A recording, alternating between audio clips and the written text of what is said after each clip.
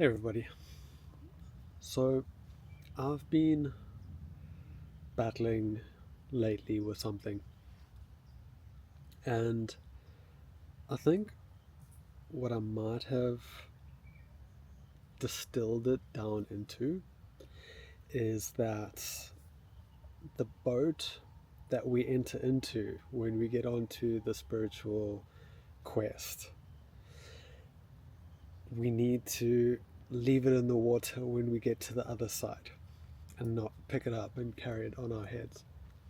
Probably explain that in not a good way, but what I'm meaning by this is when you first start kind of waking up to that there's something more to life, or there's something more to who you are, and things of a spiritual nature starting to get really attractive to you and really pulling you in.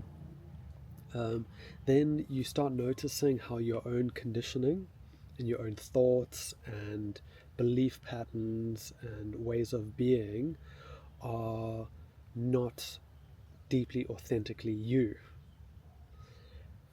This, of course, is game changing, and in a way, it gives you something to struggle against, some sort of traction that you can work with, because now you know the importance of being aware and present and watching your thoughts. Um, Kind of linked into this sort of belief that you shouldn't have thoughts. So, okay, great, that's awesome. Now I know shouldn't have thoughts, which we can speak on later, but at least you know, okay, I need to quieten the mind and come inwards. And I just realized I didn't put the microphone on. I'm just going to turn it on now anyway. Please excuse the sound. Um, so we have that to work with. And then we have to work with that, okay, I'm not the person that I was, and now I'm going to change. So you can work on changing your habits, you can work on questioning your thoughts and your beliefs and changing those things. We also see that, oh, the life that I've got is not truly authentic. It comes from a way of being that is not who I really am. So now you can work on releasing that and changing that. And this is where you might see the whole kind of spiritual materialism stuff comes in. Like, you see people who are going to ceremonies and now they're dancing and wearing bohemian clothing and bright sunny faces and really happy, and we're doing breath work and going to yoga, and now you change your profile picture to be this like bohemian, picture of a goddess or something. And you can start working with and implementing all of these spiritual practices and principles and start transforming who you are into something more authentic. Eventually, while taking down that path, you get to a point where you see that even these tools are now obstructions in the path, and that you believing that you shouldn't have any thoughts is an obstruction. You believing that your life is not an authentic expression of who you are is an obstruction. Um, the list goes on, but it can start, kind of turning back into itself, and all of the things that were supportive on you on the spiritual journey now become very difficult. And this can often be that spiritual ego trap that you can get locked into. So it has a time and a place and really useful, but eventually it's not useful. And that is where I have been finding myself in a way. I have learned so much, done so much practices, so many experiences, and they could all be, very useful, or, good to teach or good to know, I guess.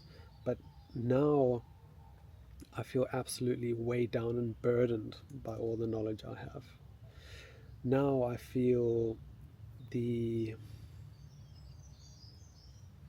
suffering of believing that my life should look a different way than it does right now, or that the mind is not quiet by this point.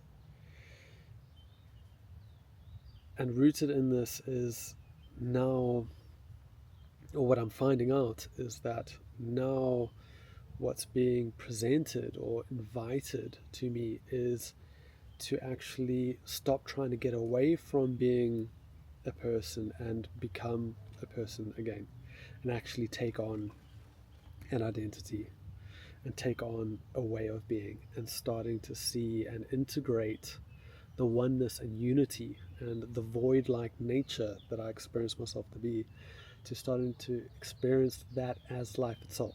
So this, everything we see here around me, is the perfect expression of who I am, and that this body is just the way it needs to be.